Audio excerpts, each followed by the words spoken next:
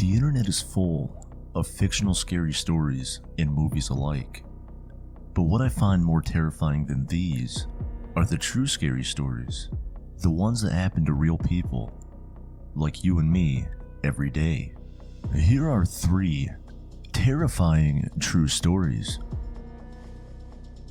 66-year-old Geraldine Largay loved nothing more than hiking and spending time in the great outdoors.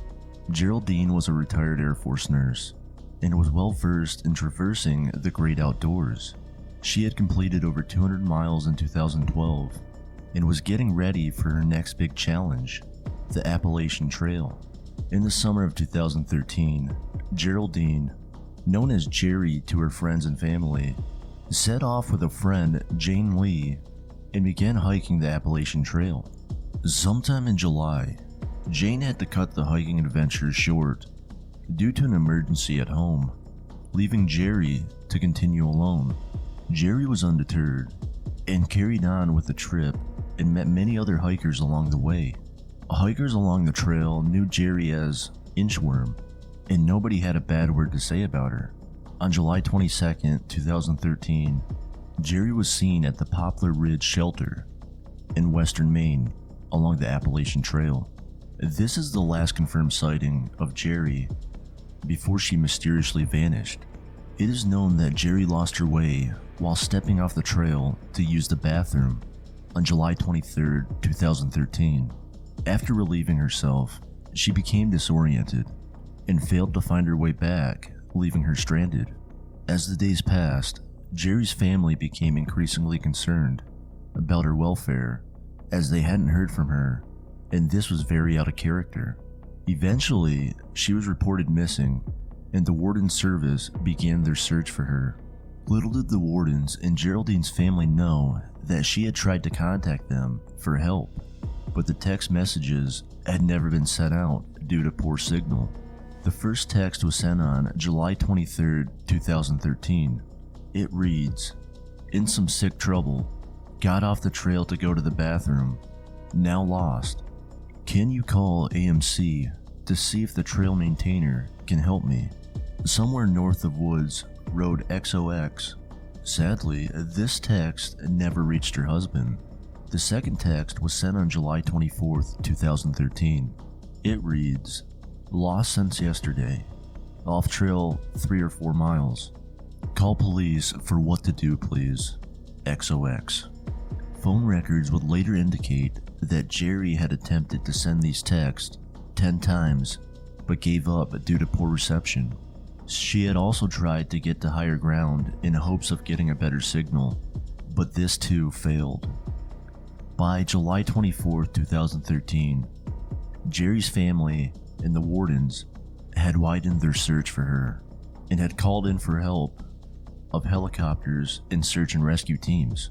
As the weeks progressed, more and more agencies became involved in the search for Jerry, with Maine State Police, National Park Rangers, and sniffer dogs joining the search. Despite this intense search for Jerry, there was no sign of her, and heavy rains had all but erased any footprints she may have left behind. In October 2015, a crew filming for the reality TV show Northwood's Law made a startling discovery. Tucked away underneath a canopy sat a tent, and when the Wardens peered inside, they were met with the skeletal remains of a woman. Personal belongings found inside the tent confirmed their worst fears. They had stumbled upon the remains of Geraldine Largay, who had been missing for over 2 years. Jerry had set up a makeshift camp, complete with a fire, canopy, and a sleeping bag to keep herself warm. Inside her tent were her driver's license, a rain jacket, space blanket, string, flashlight, dental floss, and a handmade necklace. What puzzled the Wardens was the makeshift campsite was just a 30-minute walk from civilization. According to the Wardens, after walking southbound for 60 or 70 yards, the forest opens up and leads to a logging road. What had stopped Jerry from continuing her search for civilization and help With Jerry's belongings, the wardens found a journal that they hoped would provide further insight into her final days. The last entry is dated August 18th, 2013, although it is unknown whether this is correct, as Jerry's sense of time may have been disoriented. On August 6, 2013, Jerry wrote a heartbreaking entry that reads, "When you find my body, please call my husband George and my daughter Carrie. It will be the greatest kindness for them to know that I am dead and where you found me. No matter how many years from now, please find it in your heart to mail the contents of this bag to one of them." Jerry's family were devastated upon hearing the news. They expressed their gratitude to the search and rescue teams and thousands of other people who dedicated their time to help find her. In an interview with George, Jerry's husband revealed that she had written long letters to each of their family members, telling them that she was so sorry and that no hike was more important than them. He told the Boston Globe, "They are more than love letters, they are life letters." 18-year-old Joshua Maddux was described by his friends and family as smart, funny, and easygoing, and was slowly transitioning into adulthood. Joshua loved to play his guitar, and his family thought that one day he would be a famous musician. Sadly, Joshua's name is known around the world for a different reason. On May 8, 2018, Joshua left his home in Woodland Park, Colorado, to go for a short walk. He said goodbye to his family and walked out the front door, only to never be seen again. As night fell, there was no sign of Joshua at the Maddux household. His parents were becoming increasingly worried, but decided not to report him missing. They hoped that he had simply gone to a friend's house and was spending the night there. However, when May 9th, 2008 rolled around, there was no sign of Joshua, and panic set in. His father, Mike, called all of Joshua's friends, but nobody had seen or heard from him. Joshua was known to be a free-spirited person, and his sister Kate wondered whether he had left of his own volition to embark on a nomadic lifestyle. Of course, Joshua's father didn't subscribe to that theory. And 5 days later, Joshua Maddux was officially reported missing to the police. A wide-scale search was then orchestrated for Joshua, but despite days of searching, no sign of him was ever found. Kate, Joshua's sister, clung to the idea that he had voluntarily run away to start a new life. 2 years before his disappearance, Joshua had lost his older brother, Zachary, after he had taken his own life, and his death had deeply impacted Joshua. The anniversary of Zachary's passing was approaching, and Kate thought that this may have pushed Joshua to find a new life to help with the pain. Kate wrote, "Since Josh was 18, it has been reasonable to assume that he may have decided to leave town to start a new life. As one of his two older sisters, I have always chosen to believe that this was the case. I have expected Josh to return home to my father's house at any time with a wife and small children so that they can meet their grandparents and two aunts. Josh has always been known for his musical talent, so maybe we could find him playing music with a band on tour, or catch him writing successful novels under a pen name so that he could keep his preferred lifestyle of solitude in the woods." Sadly, this hope was shattered on August 6, 2015, when Chuck Murphy made a horrifying discovery in his dilapidated cabin. Chuck was sick of the sight of this cabin. It hadn't been used in over 10 years, and he decided that it was time for a change. As the cabin was being demolished, Chuck and the workers made a horrifying discovery. Inside the chimney was the body of a young man, curled into the fetal position with his legs above his head. In a state of shock, Chuck called the police, and within the hour, Both the police and the coroner were at the scene. The coroner was able to identify the body and confirmed that it belonged to the missing 18-year-old Joshua Maddux. Now that Joshua's body had been found, the coroner now had to determine how Joshua had perished and ended up stuffed inside of a chimney. Al Bourne, the coroner who performed Joshua's autopsy, said in a statement, "There was no evidence of drugs in Joshua's system. The hard tissue showed no signs of trauma. There were no broken bones, no knife marks. There were no bullet holes. There is so far no answer to a number of things. It is very confusing. It was not an instant death. How he died is only a matter of speculation, but we know that he did not starve to death because that takes many weeks. So then you go down the chain and you have dehydration, which can take just a few days. And the other thing would be hypothermia, which could take a day or two. We have no evidence to say which one came first. Bizarrely, Joshua's death was recorded as accidental death, with Al Bourne commenting that Joshua had climbed into the chimney and gotten stuck, leading to his death. This verdict was not supported by the local community and Joshua's family. An investigation showed that Joshua's clothing had been found inside the cabin and neatly folded, sitting next to the fireplace.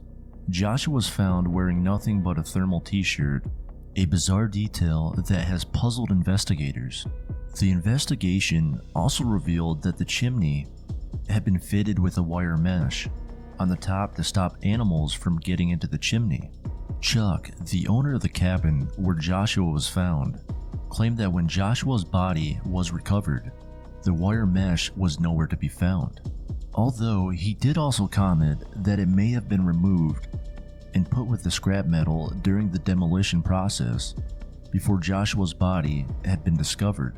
It is also revealed that a large wooden breakfast bar had been ripped from the wall and put in front of the fireplace to block access, adding yet another complex layer to this case. Following public outcry and pressure from Joshua's family, Bourne revised the autopsy report and recorded a verdict of accidental death, murder, or undetermined causes, stating, "We've come up with the most plausible explanation, and it will remain an accident. He did come down the chimney. That's our conclusion." Joshua's case is full of bizarre twists and turns, and shortly after the discovery of his body, a mysterious post appeared on Reddit.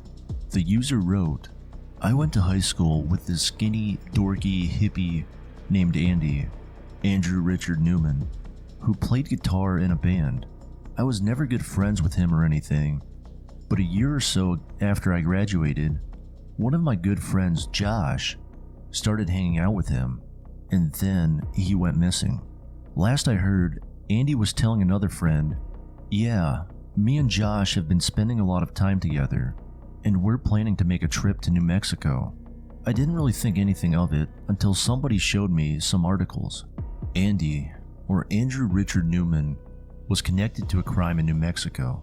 According to reports, Andy's fingerprints were found at the scene of a fatal stabbing, and he was arrested in Texas before being extradited to New Mexico to face charges. Investigators have not revealed whether Andy is a suspect in Joshua's case, and despite the pleas of his friends and family, it appears that such an investigation into him is yet to take place. Joshua's cause of death still hangs between accidental death, murder, or undetermined, which is a great source of frustration and anguish for his friends and family. Until new evidence comes to light, the case of Joshua Maddux will remain unsolved. They say that children are the most sensitive to the paranormal, and the case of Heidi Wyrick is the perfect example.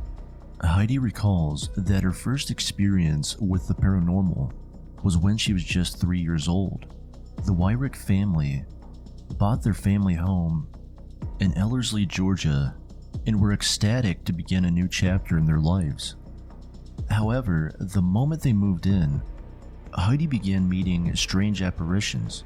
One day, while playing in the back garden, Heidi told her parents about a new friend she had made. She told them that an old man named Mr. Gordy would come into her garden and play with her. Heidi told the newspapers, "I saw him up until I was 8 years old on an everyday basis. We would sit and have conversations. Then he would take me by my hand and we would go and play on the swing." Heidi's parents were alarmed when she told them that an old man was coming into their garden and talking to her. However, after observing her, they noticed that Heidi was completely alone and chalked it up to be a figment of her own imagination. Heidi's mother commented, "I would see her out in the yard and see her hand raise as if it was holding someone else's. Many times I would hear her talking, but never heard anyone else talking back." After doing some research, the Wyrick family found that Mr. Gordy, a real estate company owner, had passed away in 1974 and had owned the home next door to them. Had the spirit of Mr. Gordy come back to watch over the land he once owned? While Mr. Gordy was a playful and harmless spirit, there were other visitors to the Wyrick home that weren't so kind. One night, a malevolent spirit by the name of Lon Batchelor showed up to the Wyrick home. Heidi reported that Lon appeared in a bloody t-shirt at the front door, and she sensed from the start that he was not a friendly spirit. Over the course of 4 nights, the family was terrorized with paranormal activity. Cabinets and doors were repeatedly opened and slammed shut. Items were thrown across the house, and Lon even began to physically attack members of the Wyrick family. Andy Wyrick, the patriarch of the house, was attacked by Lon, leaving him covered in scratches and deep wounds. It wasn't just Andy that Lon targeted though. Heidi, the only person who could see Lon, was also attacked by him, leaving her covered in gashes and scratches and pulled out hair. Andy told Unsolved.com, "I had 3 claw marks going around my side. The next night, I went to sleep and I woke up and I had 3 claw marks down my back. And then it happened again. The next night, I woke up and had 3 claw marks down my chest."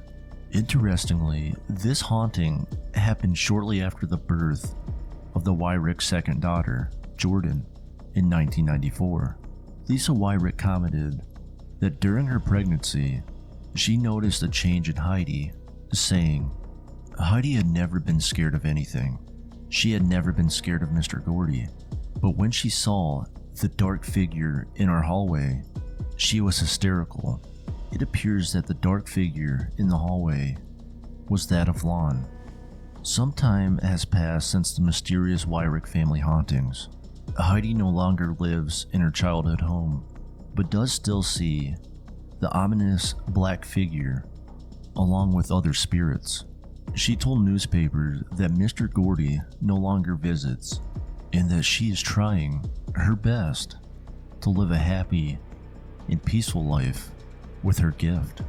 Thank you for listening. That is all for this one.